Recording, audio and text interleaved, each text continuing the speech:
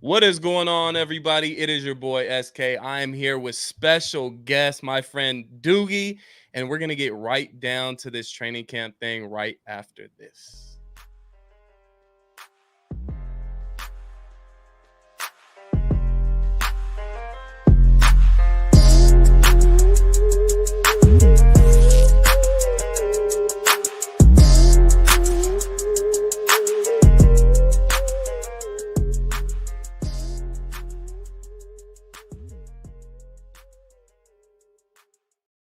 Welcome in, everybody, to another great show. And I got another banger of a guest here today with me. I got Darren Doogie Wolfson. Oh, me, Sean? Okay, Yeah. all right.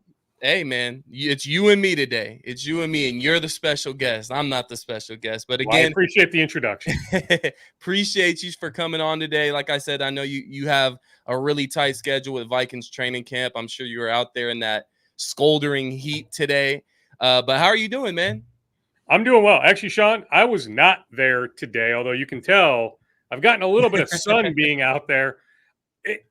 I lose track of even what day it is. What is this? Training camp day number 6? So I've been out there. I just say we're about a weekend now. 3 or 4. I'll be back out there. They're off tomorrow. I'll be back out there for a bit on Friday, although I need to hit Target Field for some Twins pregame stuff. But I'll see them plenty over the course of the next 4 or 5 weeks. It's like somebody in my office said, hey, Justin Jefferson had the day off today. Is that a big deal? I'm like, no. Like, they don't play a game that matters until September 8th. Like, now until September 8th feels like forever, right? 5 weeks from now. Trust me, training camp goes on way too long. Now, hey, the coaches love it. You know, some of the young guys that need the reps, but a guy like Justin Jefferson, and I get it, you have limited time in full pads, and today was a full pads day, but like Justin Jefferson not participating today, who cares? That's my comeback to that. Yeah, you got the Justin Jefferson treatment. That's all it is. No biggie. I did get some Justin Jefferson treatment. So, yeah, I mean, it's been a scorcher. I mean, I wish there was. I mean, we're spoiled, right, Sean? I mean, the access we get, and hey, I've been jaded over the years, but I wish there was a bit more shade, right? So you try to balance, okay, like you want to go out there, you want to take attendance, but like the first 20-ish minutes, it's a lot of stretching. Then they go to individual drills. The best part of practice, 7-on-7, 11-on-11, is like the last 20, 30 minutes. So like one could make a case that like you don't need to be out there for the first like 90-ish minutes. Just be out there for the final 25 to 35 minutes. But the issue is we get access after walkthrough. So you're already on the Vikings campus. You're out there. You're talking to guys after the walkthrough early afternoon. It's like, what else are you going to do? I'm not going to spend 2 hours in the media room just because there's air conditioning. So you go out there, but I'm telling you, inevitably, it's like, oh my God, give me another water. Where's the sunscreen? I feel really bad for our photojournalists. I mean, you know, they're lugging their tripod, their big camera, trying to get in position to get all the video they can. Although you should know this, the viewers should know this. Like, we can only shoot from a media standpoint. We can only shoot so much. Yeah. Now, hey, there's some content creators up in the stands. And I know the Vikings have reached out to some of those people saying, hey, don't post these videos. But, you know, some people do, right? And, you know, what's in it for them to not post the video if you're all about trying to create a following, a niche, right? It's not like the Vikings are giving you something for not posting these videos. So inevitably, some of these videos are going to get out. Like I saw JJ McCarthy make a nice throw today. Somebody named Dustin. Doesn't matter who it is, right? But like, we can't shoot that video. So we're limited in terms of the video. We can shoot credentialed media. But nonetheless, like, these photojournalists are working their asses off. I feel horrible. I'm just sitting there with a notepad, sometimes just taking mental notes, and they're lugging all this equipment. But yeah, I mean, heck, I'd still rather be doing this than digging ditches, right? So yeah, most definitely. But I'm just saying, you can look at me right now, right? Like, you know, I've gotten a good amount of sun the last week or so. So yeah, definitely get it while you can before it's nice and cool out there. I'm all the way in California. That's coming. So I know. Oh yeah. I would take 91 degrees over about 105 what it is out here. So, but again, I'm in the AC, so I'm not going to complain. Now is it a dry heat out there though? What was that? Is it a dry heat? Yeah, it's a dry heat. Or is it humid? Yeah, so I don't know. Is 103 in dry heat better than 91 with ungodly humidity? I don't know. We could have that debate, but all I know is I need better deodorant. I'll tell you that much. The deodorant I currently use, a no-go. I'm on my way to Target tomorrow for some new deodorant. Most definitely. But I mean, speaking of camp, we got somewhat of a quarterback competition. If you were to ask me, now obviously I'm not there in person. You see a whole lot more than what I do and what a lot of people on Twitter see. We kind of just see the highlights of things. You may see an interception here and there from whether it be Sam Darnold or JJ McCarthy. But I mean, I'll ask you this, and I feel like things have changed in the past couple weeks. How close is this quarterback competition, if it's a competition yet? I don't think it's much of a competition. I'm just telling you that, Sean. I mean, okay, you think what you want. People watching this can think what they want. I will be very surprised if Sam Darnold isn't the starting quarterback on September 8th against the Giants. Now, hey, JJ's time is coming. We all know that. Mm-hmm. We don't know exactly when. Is it after the bye? Is it later on in the season? Heck, is it not until 2025? But I'm just telling you, everything I have gathered, right? And a lot more goes into a decision like that than the 90 minutes we see on the practice fields. And that's not a knock on JJ. I was a big fan of JJ pre-draft. And hey, I lean on people that know infinitely more about the quarterback position than I do, right? That forget more in 2 seconds than I'll ever know about the quarterback position. The Dan Orlovskis of the world, right? People like that. You lean on those people for, advice and analysis and all that. I'm just telling you, like, I don't see it, Sean. I'm sorry. I don't, right? And I'm out there enough, going back to mini camps, OTAs, all that stuff, right? And I talk to enough people out there. I'm just telling you, I will be very, very surprised. Put it that way. I'll be very, very surprised if Sam Darnold isn't this team's starting quarterback, presuming health, on September 8th. So, I mean, just looking on Twitter, if you're just kind of obviously not there like I am and what a lot of people aren't, what we're seeing mostly on Twitter is that JJ McCarthy is having a much better start to training camp than what Sam Darnold is. Is there truth to that, or is it just more kind of people gravitating towards the rookie quarterback? I mean, obviously he's looking good. I don't think he's out there looking bad. He's possibly looking better than what most people thought he would look like out there. But is there any truth behind JJ McCarthy having a better training camp than what Sam Darnold is? Oh, I think so far. I mean, it's still early, right? I mean, we're talking 6 days, but yes, there is truth to JJ having a good run that maybe Sam isn't quite at that same level, but hey, context, right? Like, how many reps is JJ getting against the first team defense? He's gotten some, right? And hey, he's surrounded by second team offensive guys. So you take that into consideration. What would JJ look like with Jefferson and Addison and Darisaw and O'Neal, right? So it goes both ways, but we've yet to see JJ, unless it happened today. I'm still catching up on everything that took place today. I'll lean on, the Judd Zolgads of the world. I mean, speaking of taking detailed notes, my guy Judd takes like pages upon pages of notes every single practice. Plus, our crew just got back to the TV station, so I'll look at some of their video, catch up with them in a little bit. But as of today, JJ McCarthy had not taken a first-team rep. He's gone against the first-team defense, but had not taken a first-team rep.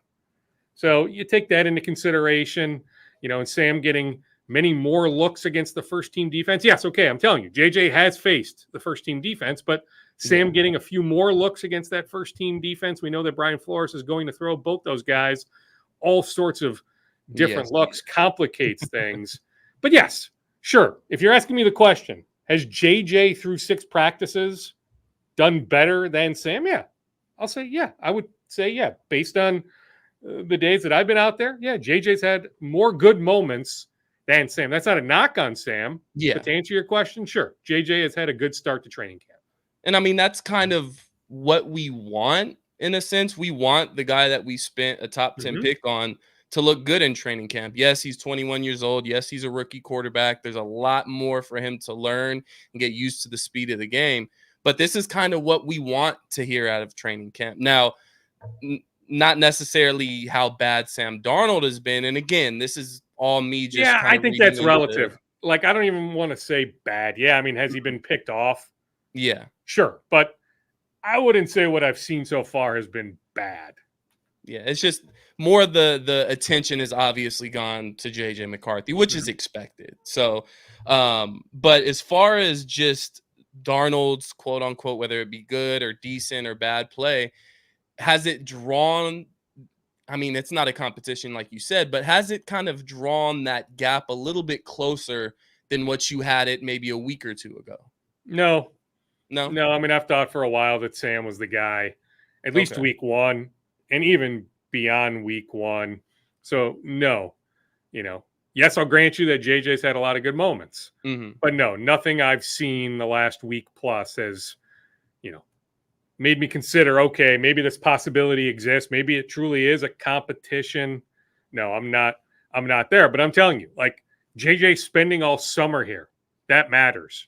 Yeah. Working with Adam Thielen, Blake Cashman, CJ Ham, some other guys at a local high school. Like that stuff matters. I mean, Adam's Yes. another guy. You talk to Adam. I mean, Adam thinks the world of JJ McCarthy. So like a lot of people.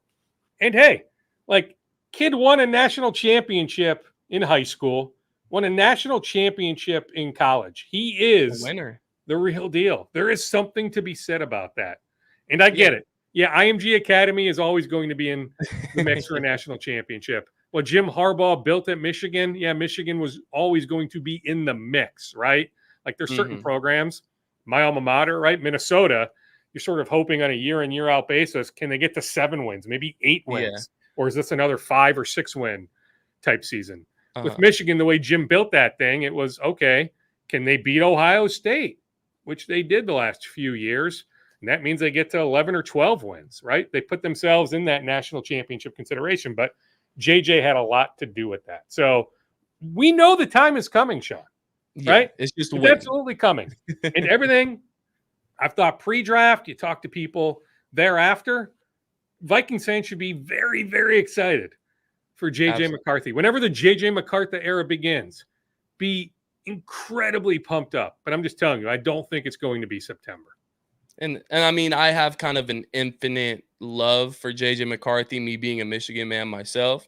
So I mean, I'm always gonna love JJ McCarthy, but him being drafted to the Minnesota Vikings just ups that even more. So I'm praying on the day, I'm waiting on the day, whether it comes from you or somebody else, to say it's time. JJ McCarthy is going to be the starter. I don't see it any other way. So I'm gonna have to be a little bit more patient on that. And it seems like the fan base is gonna have to be a little bit more patient on that as well. But you never know. There's a lot that can happen within the Well, next month. sure. Right. Yeah. I mean, Sam could like stink the next month, right? I mean, it's not Yeah. like a decision has to be made today. So, sure, a lot can change over the course of the next handful of weeks. But I'm just telling you, in this moment, as we sit here and record this on Wednesday early evening, July 31st, everything I have gathered, going back even before these 6 practices, but nothing has changed over the course of these 6 practices for me to think that JJ is going to start week 1 against the Giants. Yeah. We'll take that for now, but it's coming. We just don't know Oh, when. of course it's coming. Absolutely it's coming. Yes. So, but moving to another position, now we can sit here and talk about the JJ McCarthy and quarterback position all night if we can, but we're both on a limited time limit. So, moving on to my next topic, and this has kind of been an issue for us the past week or 2 weeks, is the defensive back room. Do we see any more moves being made within? And I don't want to necessarily say just the cornerback room, because we brought in Bobby McCain and he's brought in as a safety, and Cam Bynum is moving to corner and or at least getting some playing time at corner. So I'm just going to keep it as the defensive back room. Are the Vikings done adding to the defensive back room? I don't think so. I mean, if you're asking me, will the defensive back room be the same, as it is today on September 5th? Mm-hmm. No. I think it'll be different on September 5th. I can't tell you who the next guy is coming in. Yeah. But yeah, I think there's at least one more move. Now, hey, is it a trade for somebody that's on a different roster? Mm-hmm. Is it plucking somebody off waivers when final cuts come? Is it signing a street free agent? There's still some capable free agents out there. That I can't necessarily tell you in this moment, but I do fully expect another move to take place. Yeah, because it seems like we've kind of filled the depth of the defensive back room, but we don't necessarily have a bona fide starter on the opposite side of Byron Murphy. Now, I know a lot of people are fans of Duke Shelley. You got some people out there that want to see a Caleb Evans kind of take that next step. But in my opinion, I feel like we need to add another piece. And by you mentioning, grabbing somebody off of waivers once those cuts do hit, and then that was it 3 weeks from now, I believe, maybe a month even from now. I think that's probably going to be the time where the Vikings go out there and grab somebody. And it's got to be somebody that's familiar with Brian Flores' system, obviously. We're not going to go out there and grab somebody and throw them right into the mix of things without them knowing our defensive kind of scheme out here. So that's what I would expect. And I know I see a lot of people saying Gilmore, Xavier Howard. I don't believe personally that Xavier Howard's in the mix just because he has those off-field. Yeah, I don't think it's going to be Howard. So Gilmore would be great. I felt like he would be really good for Dallas last year. Yeah, he's out there, but he's trying to get his money. So Flores wants to play man, right? And Gilmore can still do that, even though he's about to turn 34. Yeah, and hey, it's not like Gilmore. Like, I'm led to believe he's staying in football shape. Like, he's not done playing. But if you're Gilmore, like, do you have any desire to be in a training camp? I mean, I just laid out how hot it is, how humid it is, right? Yeah. If you're Gilmore, you really want to be running around in Egan practice field on July 31st, on August 2nd, on August 4th, on August 5th? You can wait a couple weeks and still be okay. And I'm not suggesting, like, I know that it's going to be Gilmore. I don't know. No. I'm just saying, like, there's no reason for a guy like that to sign immediately. Yeah, like, exactly. It goes back to he's a vet. I'll say the price could always go up, right? I mean, if some other team suffers a devastating injury that maybe is better positioned to make a run, right? If you're Gilmore, you look at the Vikings, and you can make a case like this is a little bit of a retool year, right? Like, where do they fall pecking order wise? NFC North. Can the Vikings even get to 8 or 9 wins? Okay, lots to be excited about for the future, including all the cap space they will have next March. But when looking at this 2024 season, when you're about to turn 34, so it's all about winning this year, is the Vikings the best situation for you? I mean, those are questions I'm sure Gilmore is asking himself. So I don't know if it's Gilmore, but yeah, I think there's some other move. I mean, Sean, I can make a case Byron Murphy is better inside. Like, I want him as my nickel guy. You're playing nickel 68% of the time anyway, whatever the exact number is. Certainly more than 50%. And hey, it would have been Mekhi Blackman. Like, they love Blackman. I mean, that first day injury, I mean, just it stunk. It absolutely stunk, right? On top of the tragic passing of Kyrie Jackson, because Kyrie Jackson, like, that body type, that's what Flores is seeking. Like, Kyrie Jackson was going to play, I believe, a decent amount this year. So yeah, just stinks. But like, Shaq Griffin should be back soon. Like, he spoke to my colleague Joe Schmidt the other day, yesterday, in fact, and said, hey, making good progress with the hamstring. It's not going to be much longer. Now, hey, that's one of those pesky injuries. Yeah, they linger. Yeah, it can, right? But Shaq should be back in the practice field. I would think, like, if we talk again this time next week, he's back on the practice field. So this isn't a long-term type injury. So Shaq Griffin is one boundary corner. Who's the other, right? That's the question, right? If Murphy is playing inside, who's the other boundary corner? And yeah, I mean, Shelley, I guess, has a chance. I don't know if I would bet on Duke Shelley at this point, though. I might bet more on Moreau, who they just brought in, who played a lot of snaps. Fabian did for Denver last year. But this is his 6th team in 6 years, so you wonder for a reason. why that is the case, right? So I kind of view him as a little bit more of a camp body, but heck, he was thrown right in there today, is my understanding. So as a starter, he's going to get reps. He's going to have an opportunity to prove himself. Heck, it sure would be nice if 2022 early second-round pick Andrew Booth Jr. could emerge, but I don't know if I'm quite to that point, although he can do a little bit more in special teams, at least in my mind, than Lewis Cine. So if you're asking me, okay, Booth, Cine, who's got a better chance to make the 53-man, I might tell you Booth, although I don't know if I'd bet heavily on either, right? Because, somebody has got to do some stuff on special teams, and I just think Andrew can do a little bit more. But yeah, I think there's another move that's coming. I just don't know exactly when. Yeah, and also Cine's not practicing right now. If you can't get on the field, then chances are you making this roster is kind of dropping at this point. But there's 2 guys that have been on this roster that have been in the safety group that have kind of made the switch over to corner. Now, we mentioned Cam Bynum earlier. Yeah, although Jay Ward, Cam Bynum, I get it, Sean, and fair to bring up those names and ask and inquire, but it's so early in camp. I mean, Cam played corner at Cal. Jay played in some different spots even last year, even going back to his LSU days. Maybe a belief that there's some position flexibility. Jay went over to Hawaii a few weeks ago, trained with Derek Stingley Jr., one of his good buddies, Houston Texans, stud cornerback, some other corners. So he's gotten some experience. I don't know if we see either playing like full-time cornerback, though. Now is the time early in camp to experiment just in case if, some emergency occurs in game and Cam needs to shift or Jay needs to shift, right? Just to have them ready, get those reps. I'm not sure I would bet on either one getting like heavy cornerback reps, though, come September 8th. Yeah, no, I agree with you there. I would much rather have a solidified set corner that's played corner in the league. Cam Bynum, I love Cam Bynum, but he's produced mainly as a safety. So let's keep him producing. He's a stud, though. He's getting better every I would extend him. Year. I really would. And I get it, like, easier said than done. And how much money do you really want to invest in the safety position? Like, I get it. When roster building, you might look at the safety position and say, no, like, that's where we can cut the corner a little bit, right? Like, yeah, we invest in at least one, if not multiple pass rushers, our left tackle, our right tackle, a wide receiver, our quarterback, clearly, a cornerback, maybe a linebacker.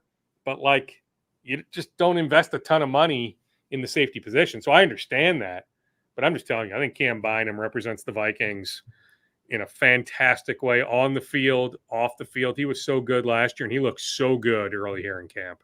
Yes, and he handles himself. And I don't know what the number is. Like, Xavier McKinney just got, what, $68 million from the Packers, 4 years, $68 million, 20-something guaranteed. So if you're the Bynum camp, don't you look at that and say, well, Cam's as good as McKinney. So if he's getting that, Cam's worth that, and the cap is going up, up, up. But if you're the Vikings, would you do that deal? Maybe not. And maybe that's why just talks haven't gotten off the ground, with Cam being here in a contract year. But I'm just telling you, me personally, I sure hope Cam is here long term. Absolutely. And the price is only going to go up. Like I said before, every year he gets better. Year in and year out, he comes out and he looks a lot better than the year he did before. Real quick question from one of our viewers before we get to the next topic. Do you think we trade for Marcus Lattimore? I've not heard that. I mean, does New Orleans ultimately even move him? Yeah. Now, if steam starts to pick up out of New Orleans, maybe. But then what sort of money are you investing? Is he looking for a new deal if he comes to a new team? So there's some moving parts there. I've not heard of Marshawn Lattimore's team, although I'll tell the viewer that it's been on my radar. Like, I could show you my text message chain here that I've at least tried to inquire on such a thing. Crickets, like, I haven't gotten anything back, but it's something that's been on my mind. Not top of mind, but it's something I've thought about. But in this moment, I don't have any steam on that front.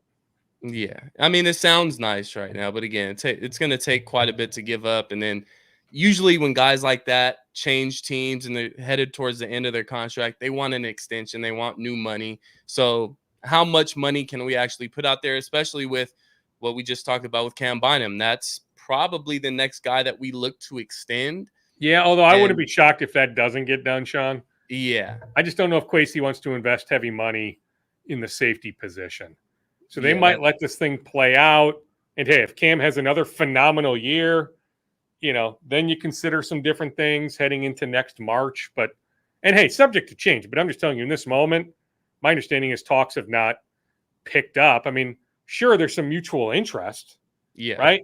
Like, the Vikings love Cam. Cam loves it here. He'd love to be here for the next handful of years with a nice contract extension. But I haven't heard of talks getting anywhere, at least so far. Also, when you consider, whether it's Lattimore or somebody else, but certainly somebody of Lattimore's stature, like, the Vikings don't have a whole lot of 2025 draft capital.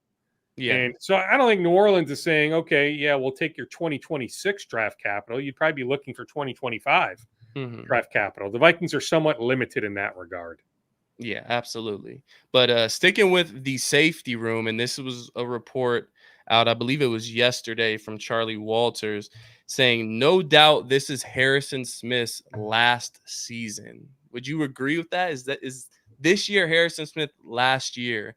I As mean, I wouldn't a make that definitive statement right this second. I mean, I had a nice talk with Harrison the other day. He's telling me, hey, year 13, but I feel like I still have a lot of good football left in me. I know I can still make a lot of plays. So I don't think Harrison has the mindset right now. This is my last year, but he's 34. When does he turn 35? He's taken a couple pay cuts the last couple years. Yeah. He's got more money than he'll ever need. So it's not about the money, just the way he lives. He's fine. He's a smart guy when it comes to investing his money. Family guy now, right? So he's a dad now. You start thinking about those things. Priorities change. Like, if we find out on January 15th or February 15th that Harrison Smith is retiring, it's not like I'm going to be like, whoa, didn't see that coming. Yeah.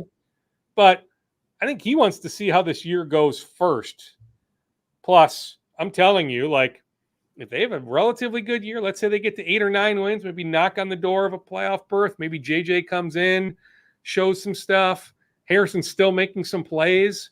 He knows that, okay, they've got all this cap space next March, right? If JJ shows something, Harrison may absolutely want to be back in 2025, feeling like, okay, like it's cyclical. It changes year after year. We see 4, 5, 6 new playoff teams that, okay, if the Vikings miss the playoffs this year, they absolutely can be back in the playoffs in 2025. So Harrison might say, why would I walk away now? Like, I feel like I can still play at a relatively high level. And hey, this team should be pretty darn good in 2025. So, like, to me, to be determined, not to dodge the question.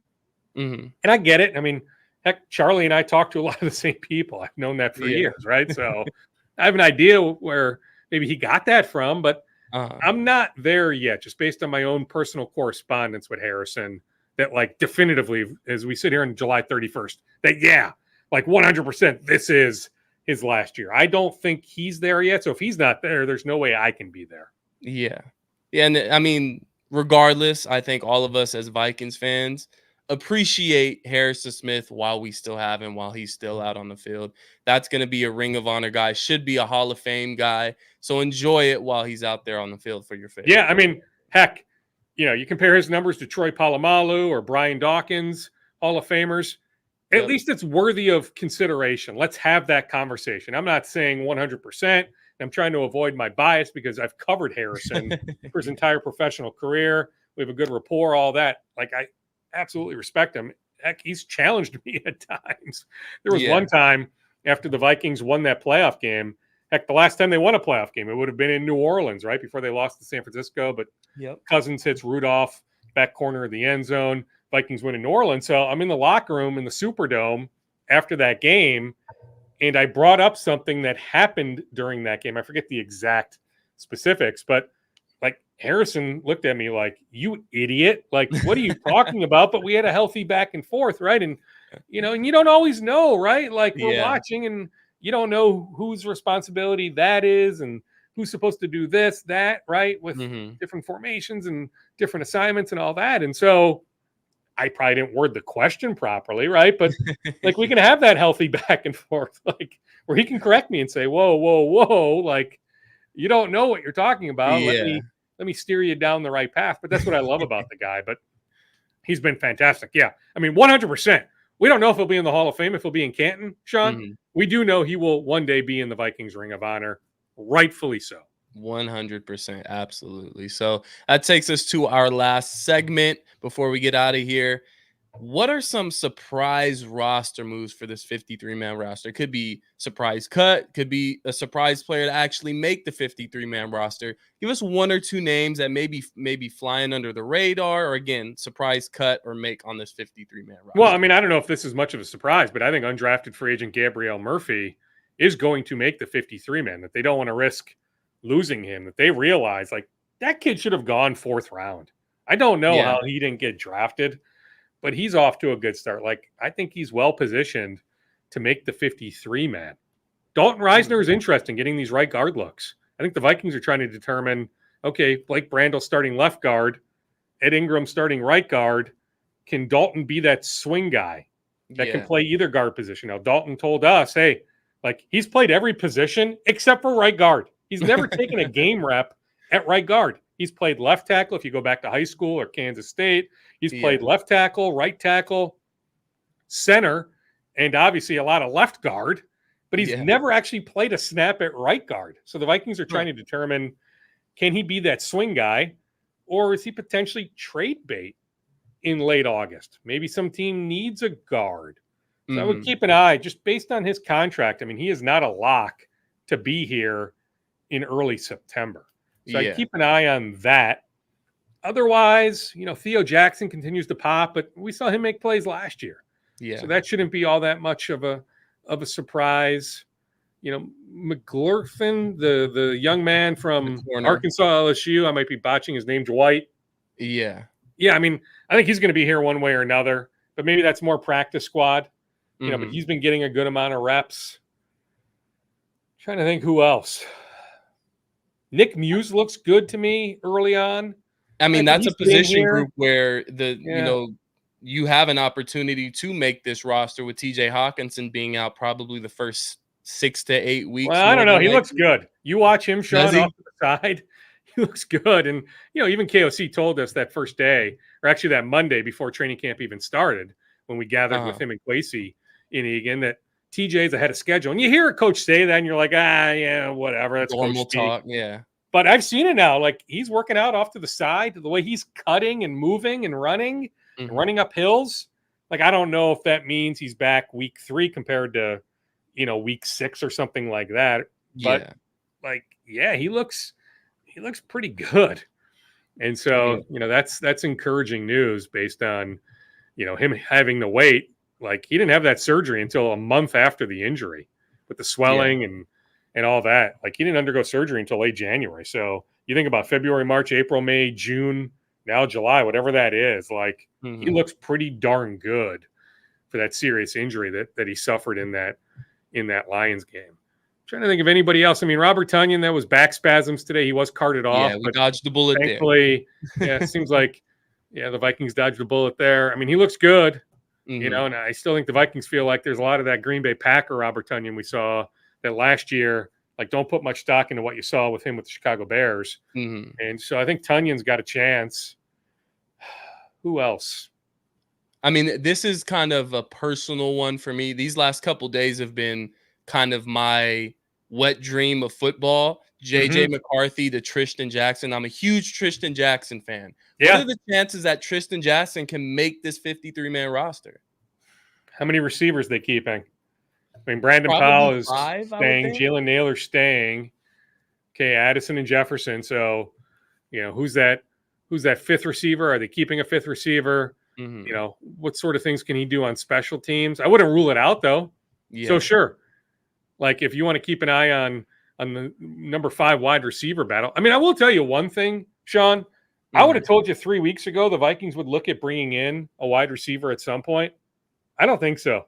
No? I think Jalen Naylor, hopefully he can stay healthy. Brandon Powell. Like, I don't feel like they feel like they need another wide receiver. Like, cornerback, I'm telling you, I expect something. Wide receiver, no. But I would have told you like 3 weeks ago, yeah. But right now, no. I think they're fine with what they have at the receiver position. So, sure, maybe. Like, let's see the next handful of weeks play out. He'll play plenty starting August 10th, that preseason opener against the Raiders. Anybody else? I'm trying to think. Yeah, it's kind of clear. Probably would be helpful if I had the full roster in front of me, but it's not as mucky as kind of what it's been in years past. It's not necessarily clear cut, but it seems like we already kind of have an idea of who's going to be on this 53-man roster. I think we have a real good feel. Like, I haven't done any sort of 53-man roster projection, but I'm sure about 49 or 50 of the names are pretty darn obvious. So we're talking about 1 to 2 to maybe 3 guys that, do they make it? Do they not make it? Yeah, bubble guys. I don't think it's many, though. I mean, Aaron Jones looks really good, explosive, and I know he's motivated, but I don't think that's going to surprise your audience. No big surprise. He's got one hell of a mullet.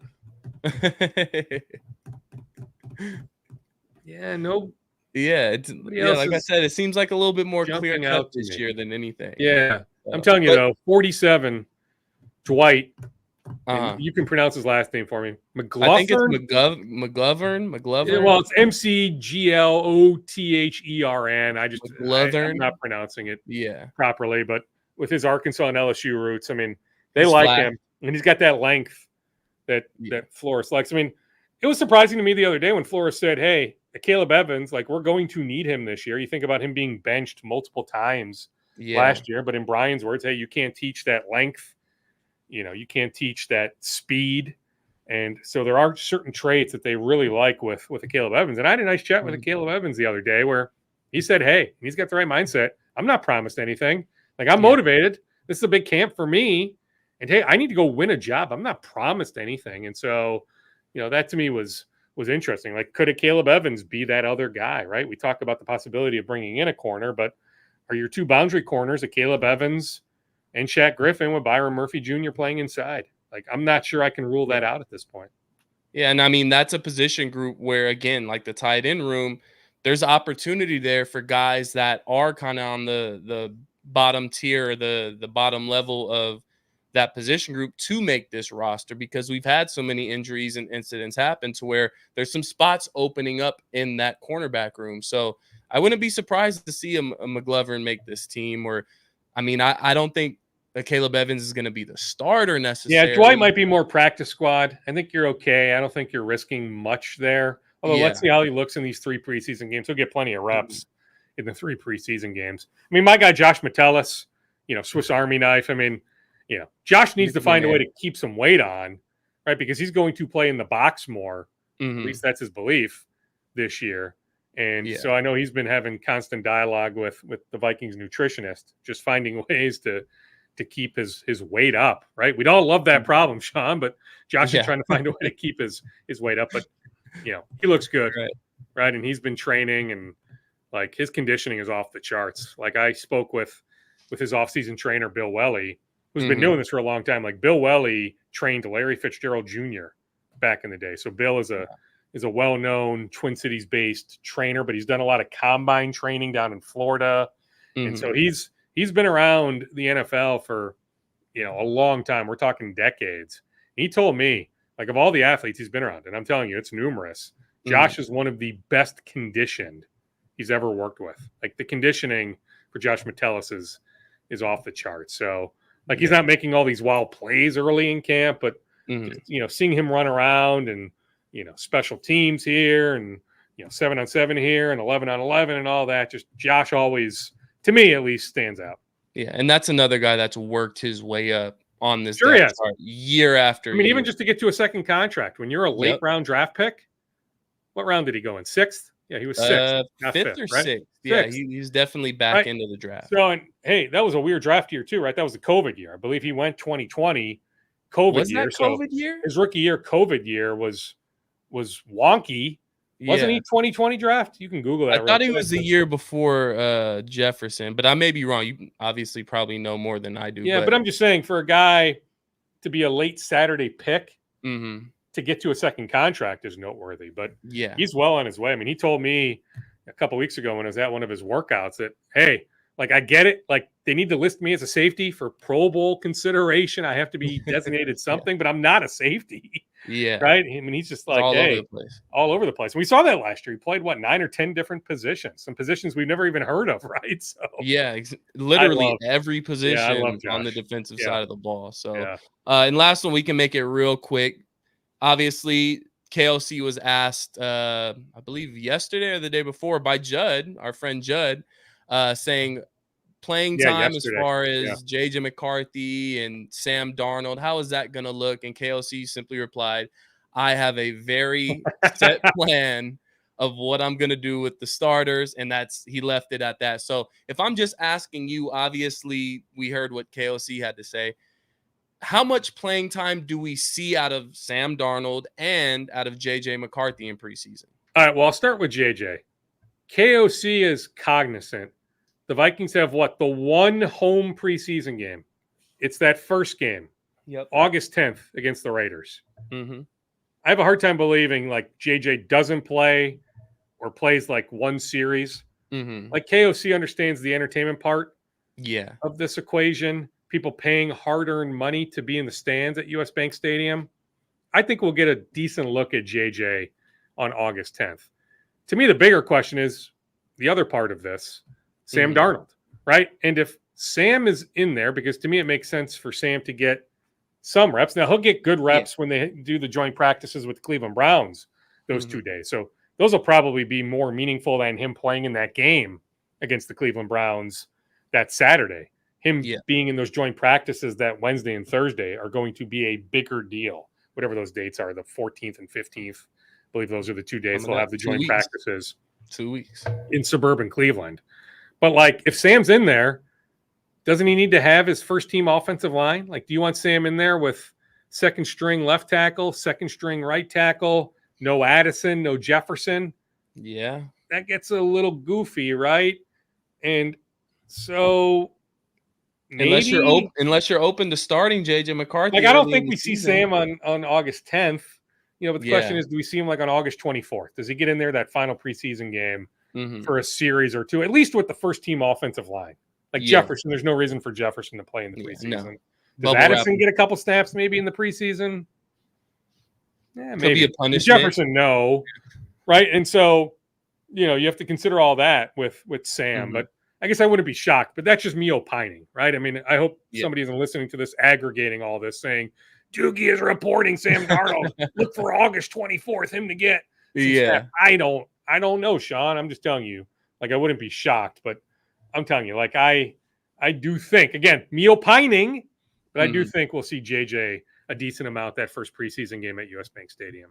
All right. Well, fans, we got a lot to look forward to. We got 3 preseason games coming up. We're 10 days away from Vikings football in US Bank Stadium. So there's reason to be extremely excited for these next few weeks. And then, hey, we're about, 5-6 weeks away from opening kickoff. So football season's here. Sean, it's here. Yeah, it's the old, it's a marathon, not a sprint. It is. Absolutely. It is long, right? Especially all the work they put in.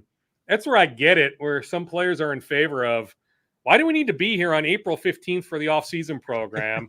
Put in all this work the last 2 weeks of April, into May, into mid-June, and then we get this 4 or 5 week, break until training camp starts. Let's just start training camp earlier. Let's get rid of the mid-April so we get all of April free, all of May free, all of June free. Maybe just start shortly after July 4th, then build up that way. Like, I get it. Like, the off season, which to me, it's still kind of the off season, even though you're preparing for the season, but it's got the feel of that.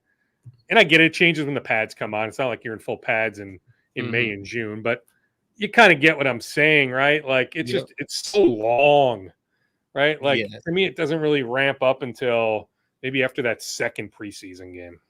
Yeah, I mean, the first preseason game comes out. It's great. Vikings football is back. It's like, okay, we're ready for the regular season. Yeah, now. I mean, heck, we have a game tomorrow, right? The Hall of Fame game, the Bears and the Texans. Not that either team will be playing, even twos. Like, we're going to see a lot of 3s and 4s, right? Because that's an extra preseason game those teams are playing. So, yeah, I get it. It's cool, like, to have actual games back. And, hey, I'll be watching Thursday night, the Hall of Fame game. But I'm just saying it's such a long way. September 8th just feels like it's forever from now, at least in my mind. And a lot can happen in that time. So we will definitely be on top of it. I know Doogie's going to be on top of it with his reporting. So be sure to follow him on Twitter/X at DWolfson, KSTP. And obviously follow myself at SK_NFL. If you don't already, subscribe to the YouTube channel, Purple and SKOL'd Media.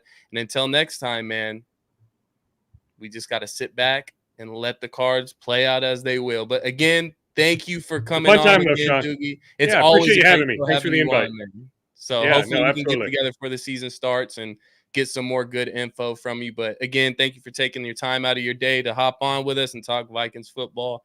Everybody else, thank you for tapping in with us. Great show today. Until next time, SKOL'd Vikings.